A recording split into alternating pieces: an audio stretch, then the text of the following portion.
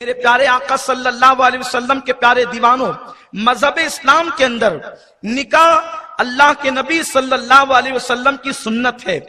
طاقت ہونے کے باوجود، قوت ہونے کے باوجود، استطاعت ہونے کے باوجود اگر کوئی نکاح نہیں کرتا تو اللہ کے نبی صلی اللہ علیہ وسلم نے فرمایا النکاح من سنتی فمن رغب عن سنتی فلیس منی، کہ نکاح میری سنت ہے۔ سنت کہتے طریقے کو، اللہ کے رسول صلی اللہ علیہ وسلم فرماتے ہیں نکاح میری سنت ہے۔ جس نے اس سے رغبت نہیں کی، جس نے طاقت ہونے کے باوجود اس پر عمل نہیں کیا، اللہ کے حبیب علیہ الصلوۃ والتسلیم فرماتے ہیں فلیس منا، وہ میری سوسائٹی کا ممبر نہیں۔ اللہ کے رسول صلی اللہ علیہ وسلم نے اس کو معاشرے سے نکال کر کے باہر کیا ہے جو طاقت ہونے کے باوجود نکاح نہیں کرتا، اس لیے کہ نکاح انسان کی نظروں کو حیا سے جھکا دیتا ہے، نکاح انسان کے اس محلال کو، بے چینی کو ختم کرتا ہے، اس لیے کہ اللہ رب العزت نے ہر انسان کے اندر نفسانی قوت پیدا کی ہے جسے ہم سیکس کہتے ہیں۔ ہر انسان کے اندر یہ بھوک موجود ہے، اگر جائز طور پر انسان اس کے ازالے کی کوشش نہیں کرے گا تو اس کے قدم ناجائز طور پر اٹھیں گے۔ اس لیے اسلام کے اندر نکاح کو ایک مستقل حیثیت عطا کر دی گئی ہے۔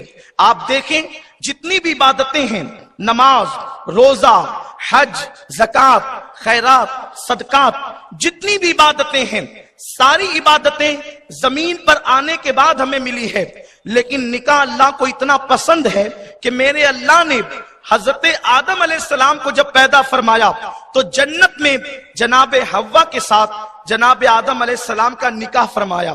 میرے پیارے آقا صلی اللہ علیہ وسلم کے پیارے دیوانوں، نکاح صرف جنسی تسکین کے لیے نہیں ہے، نکاح صرف اپنے سیکس کی تکمیل کے لیے نہیں ہے۔ نکاح کیوں ہے؟ اللہ رب العزت ارشاد فرماتا ہے لِتَسْكُنُوا إِلَيْهَا، کہ تمہاری جو بیویاں ہیں وہ تمہارے لیے سکون کا ذریعہ ہے، وہ تمہارے لیے اطمینان قلبی کا ذریعہ ہے۔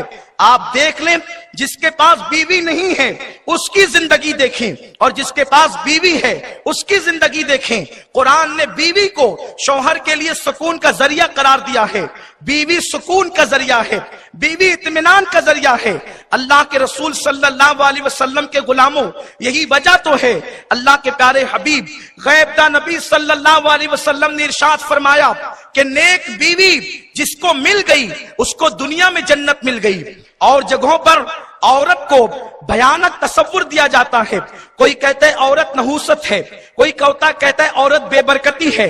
یہ اسلام کا تصور ہے کہ اسلام ایک بیوی کو، نیک بیوی کو دنیا کی جنت قرار دیتا ہے۔ اللہ کے حبیب علیہ الصلوۃ والتسلیم فرماتے ہیں کہ دنیا کی ساری چیزیں برتنے کا سامان ہے اور بہترین برتنے کا سامان جو ہے وہ نیک بیوی ہے۔ میرے آقا صلی اللہ علیہ وسلم کے دیوانوں، کائنات کی ہر نعمت آپ کو مل جائے لیکن اگر آپ کے پاس بیوی نہیں ہے تو آپ کی زندگی ناقص اور نامکمل ہے۔ آئیے اس کو قرآن سے سمجھتے ہیں۔ جس وقت اللہ نے جنت میں حضرت آدم علیہ السلام کو پیدا فرمایا، جناب آدم علیہ السلام کی ولادت طیبہ ہوئی۔ ولادت اس معنی میں کہ اللہ نے اپنے دست قدرت سے آدم کا مجسمہ بنایا۔ یہ حضرت آدم علیہ السلام وہ ہیں کہ پوری دنیا کے انسان ان کی اولاد ہیں۔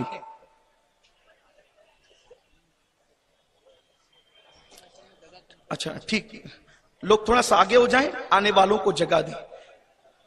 ہاں آپ چیخ پکار نہیں کریں، فوراً بیٹھ جائیں، وقت کی بہت قلت ہے۔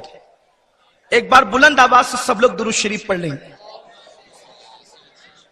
اللہم صلی علی سیدنا محمد ومولانا محمد مادن صلاۃ و سلام علیک یا سیدی کرام اجمعین، صلاۃ و سلام علیک یا رسول اللہ۔ جب اللہ نے حضرت آدم علیہ السلام کو اپنے دست قدرت سے پیدا کیا، یہ اسلام کا ایک عظیم تصور ہے کہ اور جگہوں پر انسان کی توہین کی جاتی ہے۔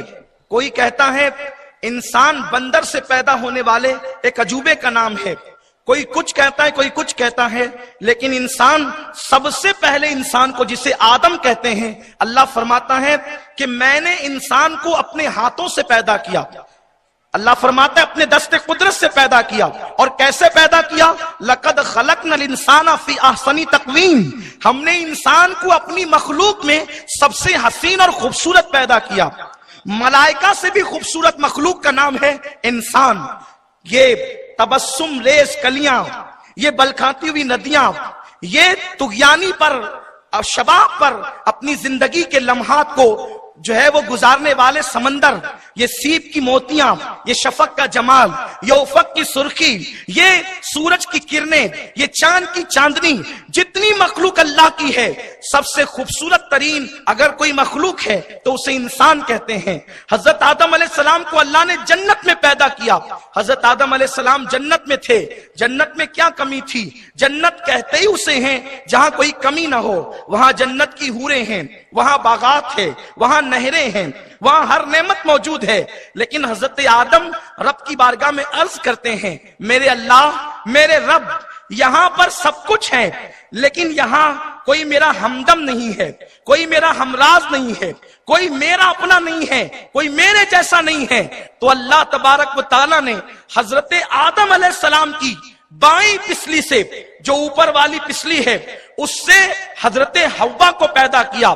اسی لیے جو ماہرین ہیں وہ کہتے ہیں کہ انسان کے دائیں طرف پسلیاں زیادہ ہیں اور بائیں طرف ایک پسلی کم ہے. اس لیے کم ہے کہ اس ایک پسلی سے اللہ نے حضرت آدم کی بیوی حوا کو پیدا کیا. اب یہاں ذرا غور فرمائیں آپ، اسی میں آپ کو عورت کا مقام اور مرتبہ بھی ملے گا اور اسی میں آپ کو طلاق کا علاج بھی ملے گا کہ طلاق پر ہم کس طریقے سے بند باندھ سکتے ہیں. جب تک شوہر کی نظر میں بیوی کا مقام نہیں ہوگا اس وقت تک کہ کوئی بیوی اور شوہر سکون و اطمینان کی زندگی نہیں گزار سکتے. ہمیں سماج میں ایک مقام متعین کرنا ہوگا کہ کس کا مقام کیا ہے، کس کا مرتبہ کیا ہے. بیوی پیر کی جوتی کا نام نہیں ہے. لوگ یہ سمجھتے ہیں کہ میں مرد ہوں، میں کما کر کے لاتا ہوں، میں طاقتور ہوں، میں قوت والا ہوں، اس لیے شوہر کا مطلب یہ ہے کہ ہمیشہ موچوں پر تاؤ ہوگا. شوہر کا مطلب یہ ہے بیوی کو مارا جائے گا. شوہر کا مطلب یہ ہوگا ہر وقت گالیوں سے نوازا جائے گا. اسلامی شوہر کیا ہے؟ قرآن نے شوہر کا تصور کیا دیا ہے اور بیوی کا مقام کیا دیا ہے، اسے سمجھنے کی کوشش کریں. لوگ کہتے ہیں بیوی تو پیر کی جوتی کا نام ہے، جب چاہے اتار کر پھینک دیں. بیوی پیر کی جوتی کا نام ہے تو تیری ماں بھی تیرے پیر کی جوتی ہے، اس لیے کہ ماں بھی تو عورت ہی ہوا کرتی ہے، بہن بھی تو عورت ہی ہوا کرتی ہے. اگر عورت پیر کی جوتی کا نام ہوتا تو اللہ کے رسول یہ نہ کہتے الجنت تحت اقدام الامہات، جنت تمہاری ماؤں کے قدموں کے نیچے ہے. نادان، جس بیوی کو، جس عورت کو تو پیر کی جوتی کہہ رہا ہے وہی عورت کے قدموں کے نیچے جنت ہے. اسلام میں عورت کا تصور کیا ہے؟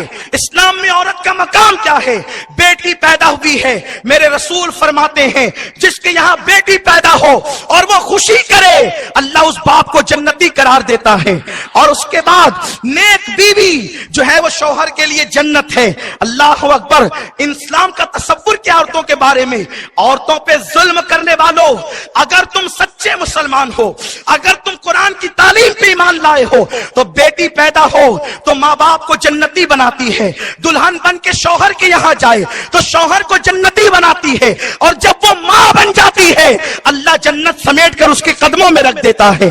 الجنت تحت اقدام الامہات. یہ بات میں کہنا چاہتا ہوں، اس وقت ہمارے ملک ہندوستان میں بیٹی بچاؤ کا نعرہ دیا جا رہا ہے اور ہم اس کی تائید کرتے ہیں. یہ نعرہ بالکل لگنا چاہیے، لیکن یہ بھی ہم کہنا چاہتے ہیں لوگ آج بیٹی بچاؤ کا نعرہ لگا رہے ہیں. مکے سے 1450 سال پہلے ہمارے نبی نے بیٹی بچاؤ کا نعرہ دیا. سبحان اللہ. نعرہ تکبیر، نعرہ رسالت، مذہب اسلام، سنی دعوت اسلامی. جب لوگ بیٹیوں کو زندہ دفن کرتے تھے اس وقت میرے نبی اپنی بیٹی کے لیے اٹھ کر کے کھڑے ہوتے تھے اور فرماتے تھے فدا کے امی و ابی یا فاطمہ، اے فاطمہ تجھ پر میرے ماں باپ قربان ہو جائیں. یہ اسلام میں بیٹی کا تصور ہے. بہرحال عرض یہ کر رہا تھا کہ جناب آدم نے عرض کی اللہ جنت میں سب ہے لیکن میرے جیسا کوئی نہیں. تو اللہ نے آدم کی بائیں پسلی سے جناب حوا کو پیدا کیا. اتنی خوبصورت عورت اپنے سامنے دیکھی. یہاں ایک بات اور عرض کروں، دنیا کی جو عورتیں ہیں وہ جنت کی حوروں سے زیادہ خوبصورت کر دی جائے گی جب وہ جنت میں ہوگی. جب وہ جنت میں ہوگی تو حوروں سے حسین ہوگی وہ، اس لیے کہ لقد خلقنا الانسان فی احسن تقویم. حوروں سے زیادہ حسن ایک جنتی عورت کا ہوگا، بشرط یہ ہے کہ وہ جنت میں جائے. حضرت آدم نے ایک عورت کو اپنے سامنے دیکھا. میں اپنے نوجوانوں سے خصوصی توجہ چاہتا ہوں. ایک عورت کو اپنے سامنے دیکھا، جنت کا ماحول، آدم جیسا متقی پرہیزگار مرد اور حوا جیسی پارسا اور محفوظ عورت.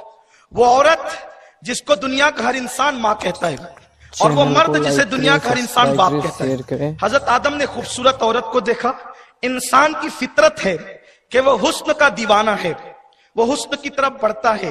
حضرت آدم علیہ السلام جب حوا کی طرف بڑھنے لگے تو اللہ نے فرمایا آدم رکو، اف یا آدم، آدم ٹھہرو، رکو. حضرت آدم نے عرض کی اللہ کیوں رکیں؟ ارشاد ہوا تو حوا سے ابھی بات نہیں کر سکتا. اللہ کیوں نہیں کر سکتا؟ کیونکہ یہ حوا تو بنی میرے لیے ہے. ارشاد ہوا آدم بنی تیرے لیے ہے لیکن ابھی اس کے ساتھ تیرا نکاح نہیں ہوا، نکاح سے پہلے تو حوا سے بات نہیں کر سکتا. آپ مجھے بتائیں کہ آدم جیسا نیک بندہ، حوا جیسی نیک عورت، فرشتوں کا جمگٹا، جنت کا ماحول جس کے بارے میں قرآن کہتا ہے الا قیلن سلامن سلاما، وہاں سلامتی کے سوا کچھ اور نہیں ہے، وہاں شر نہیں ہے، خیر ہی خیر ہے. آدم جیسا نیک، حوا جیسی نیک، جنت کا ماحول، اور وہ آدم کے لیے